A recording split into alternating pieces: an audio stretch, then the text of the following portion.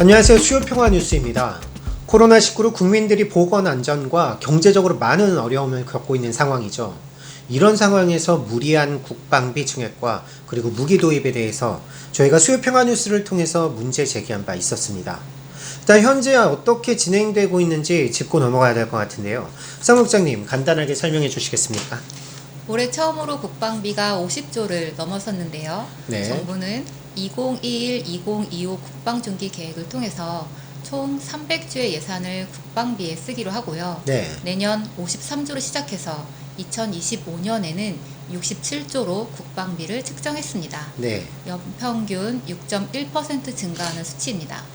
코로나19로 각계각층이 불황인 가운데 국방부만 호황이라는 이야기를 듣고 있습니다.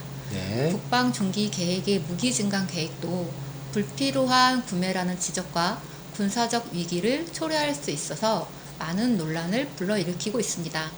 땅도 작고 바다도 작은데 건조 비용과 관리 비용까지 합쳐서 7조 원이 들 거라 예상되는 경항공모함 4,000톤급 잠수함 건조. 네. 이 잠수함이 핵 잠수함이 될 것이라는 이야기가 있습니다. 그렇군요. 그리고 북한의 장사 정포에 대응한다면서 수도 서울에 아이언돔이라는 요격 체계를 구축하고 탄도탄 조기 경보 레이더 및 이지스함 레이더를 추가 도입해서 네. 미사일 탐지 능력을 2배 이상 강화하고 패트리어트 미사일 등 요격 미사일 보유량을 3배로 늘리겠다는 계획입니다. 네, 굉장히 많은 무기 체계들을 지금 구축하고 있는 상황인데요. 우리나라 주변에 군사적 긴장이나 또는 군사적 위협이 있다면은 이런 무기 도입이 시급하겠지만 이렇게 무기 도입하는 것 꼭 필요한 것입니까? 네, 경항공모함은 수직 이착륙이 가능한 F-35B 12대, 네. 해상 작전 헬기 8대가 실릴 수 있는데요. 네. 경항공모함의 최대 단점이 함재기 탑재 수량이 적고 네. 탑재 함재기가 수직 이착륙만 가능한 전투기라는 것입니다. 이런 단점도 있기는 하지만 작전 반경이 한반도로 국한된다면 우리에게는 필요가 없는 고가의 무기가 될 뿐이죠. 그렇군요. 또한 상대가 육지에서 미사일을 발사하면 경항공모함은 움직이는 표적이 될 수밖에 없습니다. 네. 핵잠수함은 미국이 원자력 협정을 개정해 주어야 하는데 미국이 그렇게 할 것이라고 예상이 되지는 않죠. 아이언돔 같은 경우에는 서울에 넓은 땅이 있어야 하는데요. 그렇겠죠. 아파트 지을 땅도 없는 서울에 아이언돔이 들어설 수 있는 부지가 있지도 않습니다. 미사일의 경우도 우리는 이미 7,000개의 미사일을 가지고 있기 때문에 많은 수량을 가지고 있습니다. SM-3 미사일은 요격 고도가 150에서 500km로 종심이 짧은 한반도에는 필요하지 않은 무기입니다. 그렇군요. 예. 지금 미국이 중국을 계속 압박하고 있는 상황 아닙니까? 그런데 이렇게 우리한테는 필요하지 않는 무기 도입이 미국이 중국을 압박하는데 우리가 앞장서게 되는, 그렇게 동참하게 되는 결과를 낳을 것이다라는 예측이 많던데요. 이거에 대해서 좀 설명을 해주셔야 될 것 같은데요.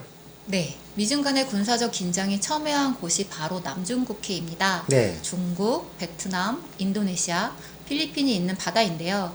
이곳에 미국이 계속 중국을 겨냥한 전투기나 네. 함정을 띄우고 있습니다. 네. 미중 간의 군사적 긴장이 고조되거나 충돌이 일어났을 때 한미동맹이란 명분으로 혹은 미국의 군사 기지가 한국에 있다는 이유 등으로 한국의 경항공모함이나 4,000톤급 잠수함이 이 지역에 출동할 수가 있죠. 그렇군요. 사드를 비롯한 미사일 요격 체계도 마찬가지입니다. 네. 최근 한미는 미사일 지침을 개정하여 한국이 고체 연료를 쓸 수 있게 되고 사거리도 800km 이상으로 늘릴 예정이라는 발표가 있었습니다. 네. 사드의 엑스밴드 레이더는 소프트웨어를 바꾸기만 하면 베이징까지 탐지할 수 있는 레이더가 되고요.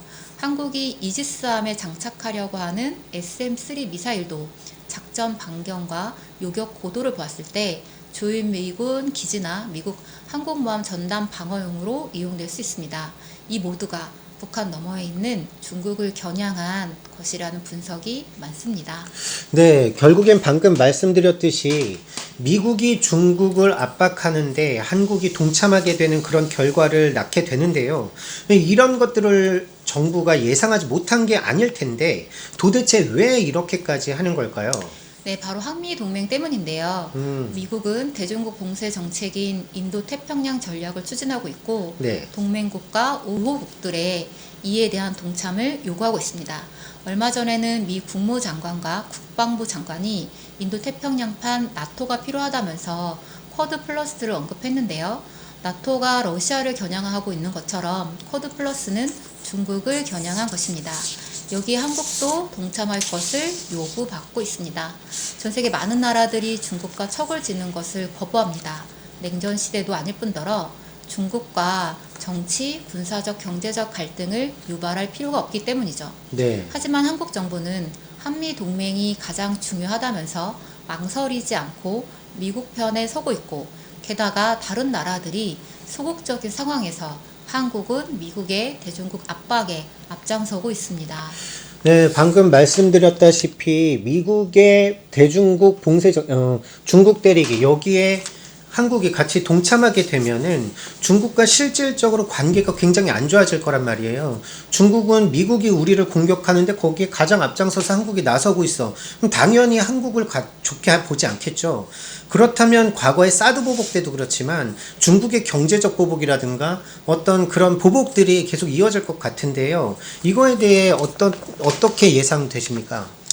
제2의 사드 대란이 일어날 것이라는 우려가 매우 많습니다. 네. 한국 정부의 사드 배치가 공식화되자 중국은 2017년 3월부터 한국 관광상품 판매를 전면적으로 금지하는 조치를 내렸습니다. 네. 그해 9월 현대경제연구원은 한국의 경제 손실 추정액을 발표하였는데요. 관광산업의 직접 손실 규모가 연 18조 원에 달하는 것으로 전망하고 일자리는 40만 개가 타격을 입을 것으로 예상했었습니다. 2016년 806만 명에 달했던 중국인 입국자 수는 1년 만에 반토막이 났고 2018년에는 60%에 그쳤습니다. 네. 사드 부지를 제공했던 롯데는 중국 현지의 대형마트 사업을 접었고요. 그렇죠. 식품 제조 사업도 축소했습니다. 네. 현대자동차는 베이징 제1공장이 문을 닫기도 했고요. 중국에서 선풍적 인기를 끌었던 화장품도 타격이 컸는데요. 네. 사드 대란이 한창이던 2017년에는 아모레퍼시픽이 2분기 영업이익이 전해에 비해서 57.8%가 급감하였습니다. 네, 방금 말씀하셨다시피 중국의 경제 보복, 사드 때도 그렇고 굉장히 심각한 우려가 되는 상황인데요. 전국경제인연합회에 따르면 2020년 한국의 대중국 수출 비중이 31.4%였습니다. 그리고 대미 수출 비중은 13.9%입니다. 제2의 사드 보복이 있게 된다면 우리 경제에 심각한 피해를 끼치게 될 것이라는 게 충분히 예상되는데요. 가뜩이나 코로나19로 서민 경제가 굉장히 어려운 상황입니다. 이런 상황에서 서민들의 고달픔은 안중에도 없는 것 같죠. 정부가 예산이 없다면서 선별 지급하기로 한 2차 재난지원금, 그 예산이 대략 7조 8천억 원입니다. 경항공모함을 만들고 유지하는 데 드는 비용이 7조입니다. 당장 필요하지도 않은 무기를 사들이는 대신 민생을 위해서 예산을 투입하면 되는데 정부는 오직 미국만 바라보면서 우리의 경제도 미래도 다 갖다 바치는 건 아닌지 우려스럽습니다. 오늘 수요평화는 여기까지입니다. 네, 사무국장님 수고하셨고요. 감사합니다.